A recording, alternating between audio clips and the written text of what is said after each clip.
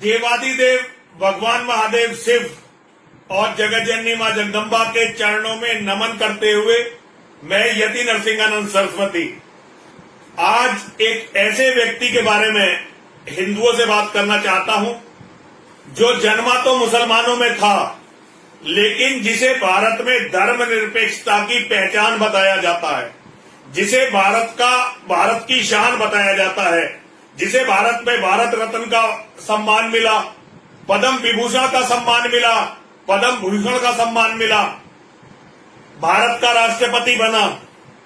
आप समझ ही गए होंगे मैं डॉक्टर एपीजे अब्दुल कलाम के बारे में आज आप लोगों से कुछ बातें करना चाहता हूं, लेकिन उससे पहले जो मैं बातें आपसे करना चाहता हूं वो 10 जुलाई 2017 को सावन महीने का पहला सोमवार था।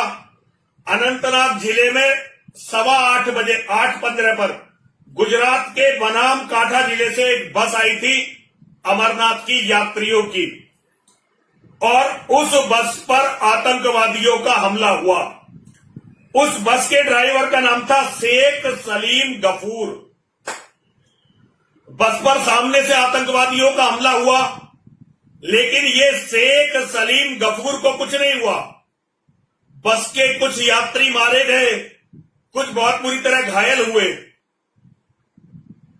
ये बस बिना सुरक्षा अमरनाथ के यात्रियों को लेकर जा रही थी, और इसका अमरनाथ श्राइन बोर्ड में कोई भी रजिस्ट्रेशन नहीं था।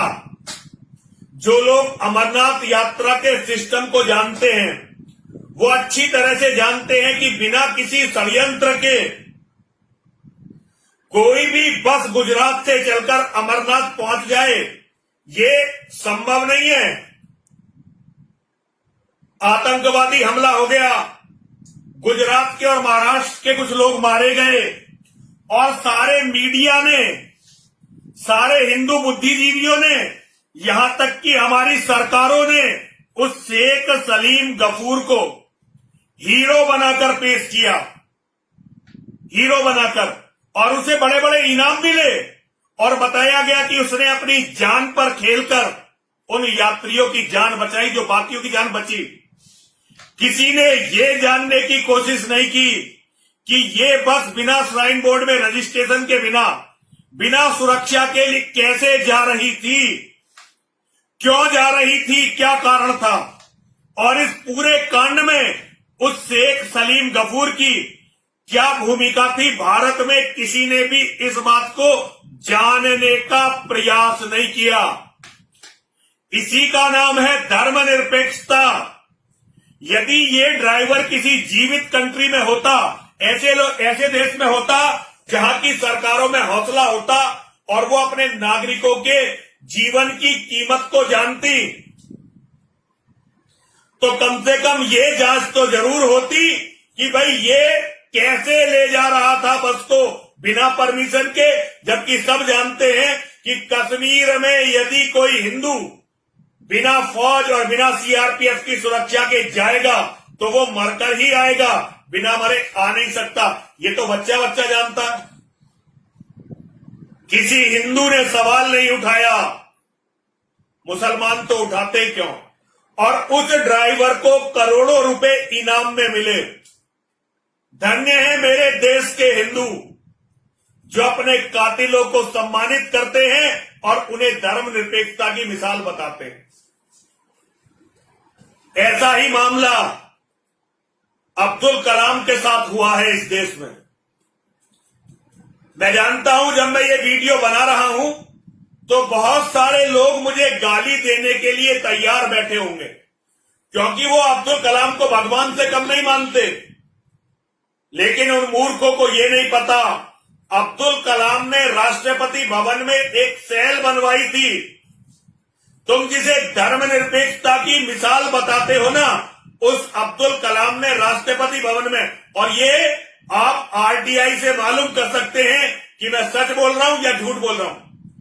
और उस सेल का काम यह था कि यदि भारत में किसी मुसलमान के साथ कोई गलत काम हो रहा है, सिस्टम से कोई गलती हो रही है, तो वो उस सेल में शिकायत करे और अब्दुल कलाम पर्सनली उस शिकायत को देखता था। इसका एक बहुत बड़ा उदाहरण अफजल गुरु संसद पर हुए हमले का जो मुख्य षड्यंत्रकारी था, उसको जब फांसी की सजा हो गई तो वो ये नहीं चाहता था कि वो राष्ट्रपति को दया याचिका भेजे, क्योंकि उसे लगता था कि दया याचिका का कोई फायदा नहीं है। लेकिन अब्दुल कलाम ने व्यक्तिगत रूप से इंटरेस्ट लेकर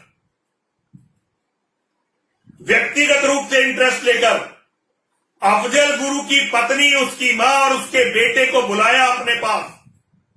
यह ऑन रिकॉर्ड है, राष्ट्रपति भवन का रिकॉर्ड है, इसे मिटाया नहीं जा सकता। इसे कोई भी हिंदू चेक कर लेगा।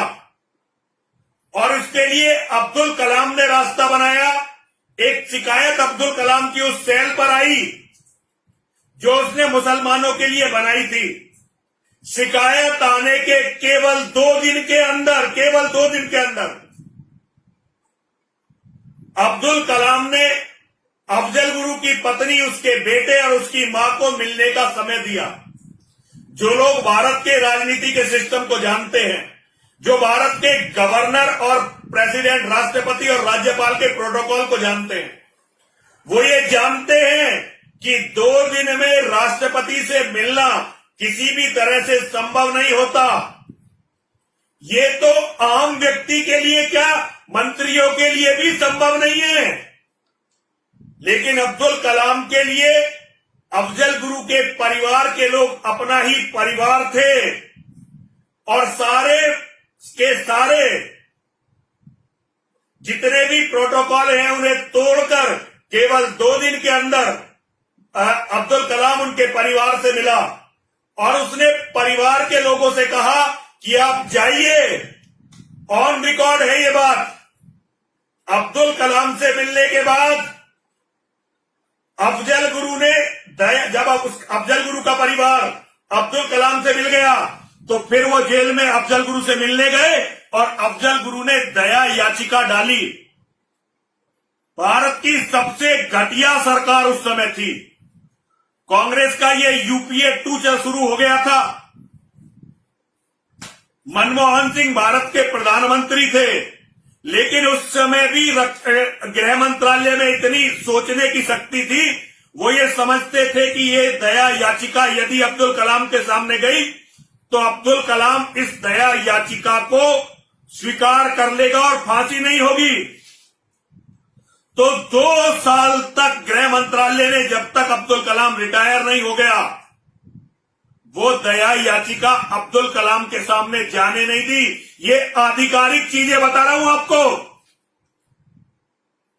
जब अब्दुल कलाम के पास वो दया याचिका नहीं पहुंची और रिटायरमेंट के दिन आ गए तो अब्दुल कलाम ने पत्र लिखा गृह मंत्रालय को कि आपके पास आई हुई है अफजल गुरु की दया याचिका, आपने मुझे आज तक क्यों नहीं भेजी। ये आधिकारिक चीजें हैं, ये मनगढ़ंत नहीं हो सकती। लेकिन हिंदुओं के अंदर एक खास बात है, हिंदू ना तो खुद कुछ जानते हैं, केवल अपने नेताओं की, अपने संगठनों की बातें सुनते हैं और उनके नेता जब कह देते हैं कि जी ये तो धर्मनिरपेक्षता का बड़ा प्रतिमान है, तो वो उस व्यक्ति को धर्मनिरपेक्षता का प्रतिमान मानते हुए बाकी सबकी बातों को रद्द कर देते हैं। इसे कहते हैं अज्ञान का अहंकार।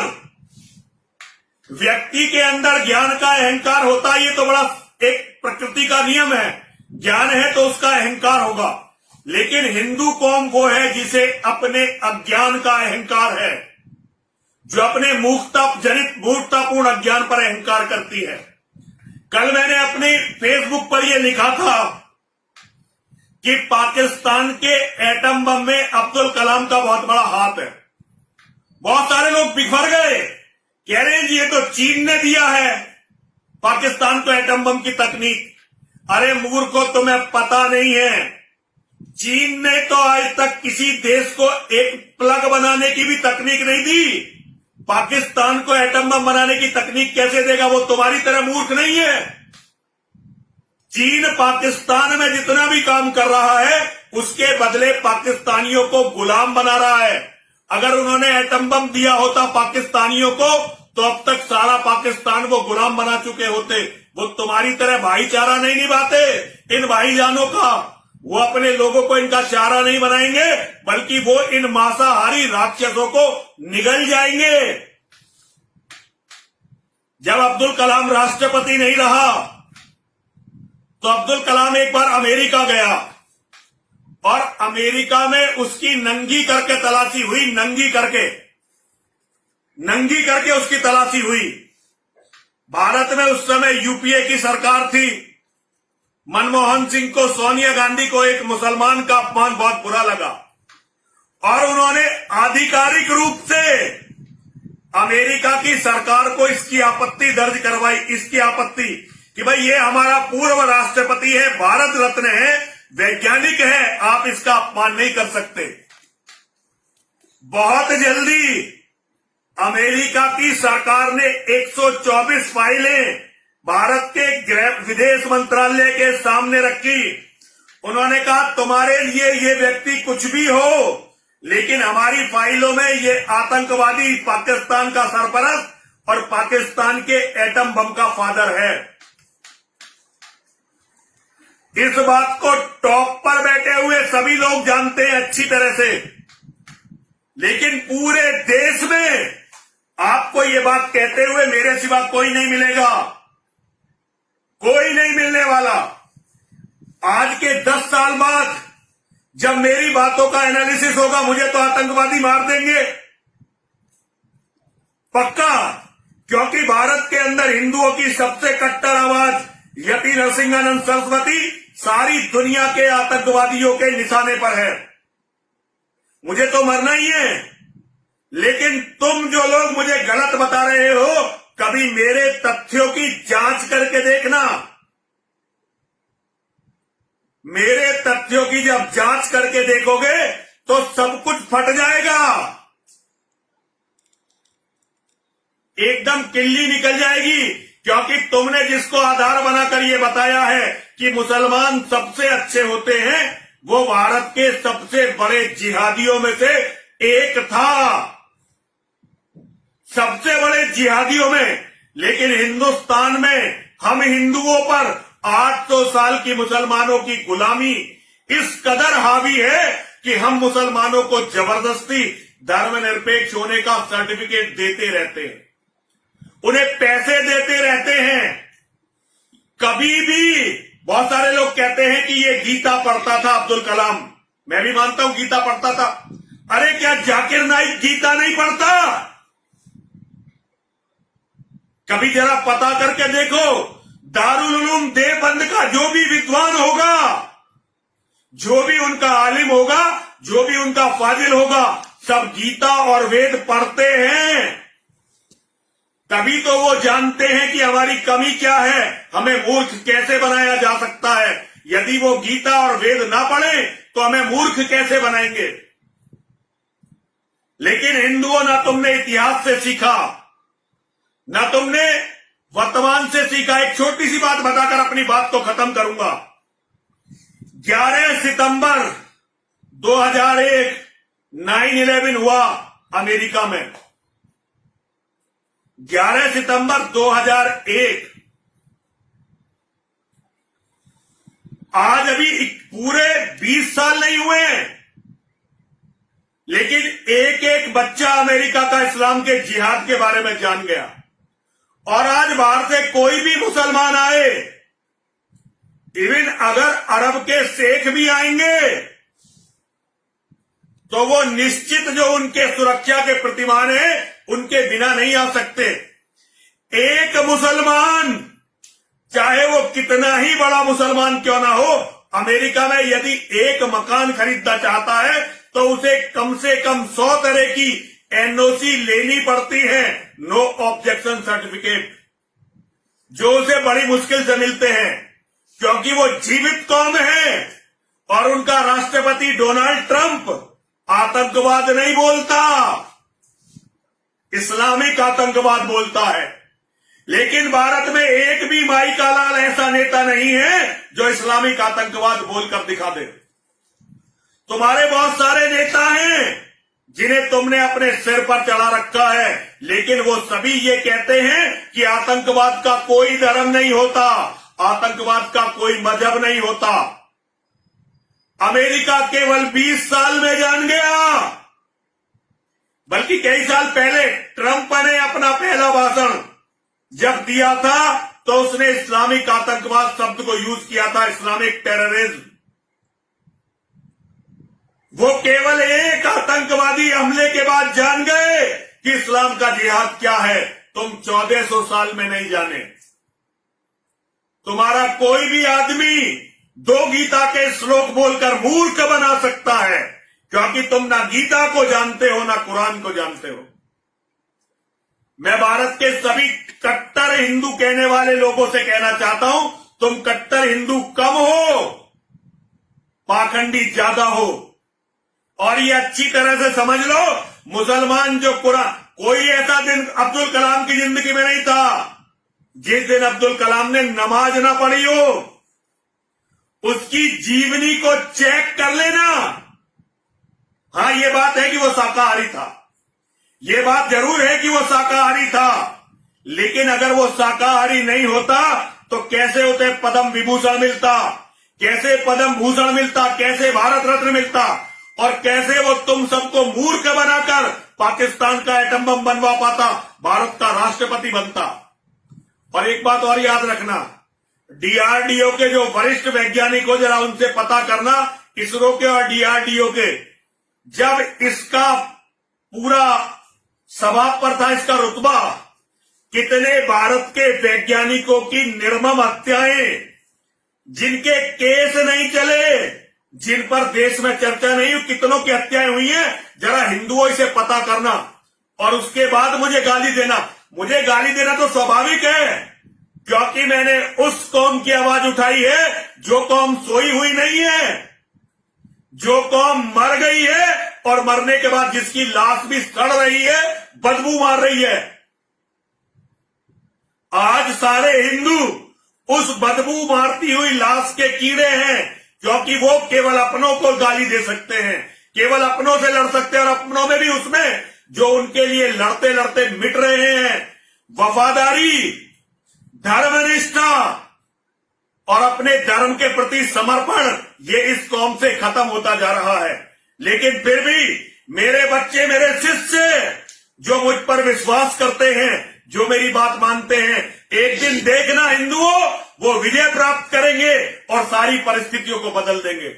मैं यति नरसिंहानंद सरस्वती पूरी जिम्मेदारी के साथ आप सबको बताना चाहता हूं, ये कुछ भी कर लें, लेकिन अंतिम जीत सनातन धर्म की होगी। लाखों करोड़ों कलाम आएंगे, लाखों करोड़ों अफजल गुरु आएंगे, लेकिन नरसिंहानंद के शेर जिस दिन जाग जाएंगे, नरसिंहानंद के बच्चे जिस दिन नरसिंहानंद की बात को समझ जाएंगे, उसके बाद देखना इन कुत्तों के, इन सियारों के, इन गीदड़ों के, जो अपने आप को शिकारी समझ बैठे हैं, आंख दिखा, पुट्ठे चढ़ा, नाखून दिखा, पुट्ठे चढ़ा, आंखें खूब तरे, जब तक सुप्त मृगेंद्र है, गीदड़ तू ही शेर। अरे मेरे शेर अभी धर्म को समझे नहीं है, और जब तक मेरे शेर धर्म को समझे नहीं है, जब तक ये गीदड़ भौंकेंगे भी, आंखें भी दिखाएंगे, हमें डराएंगे भी, लेकिन जिस दिन मेरे सोए हुए शेर जाग गए और उन्होंने अपने धर्म को समझ लिया, उसके बाद पूरी धरती पर इन्हें भागने के लिए, छिपने के लिए, अपना मुंह छिपाने के लिए जगह नहीं मिलेगी। सभी बोलिए हर हर महादेव।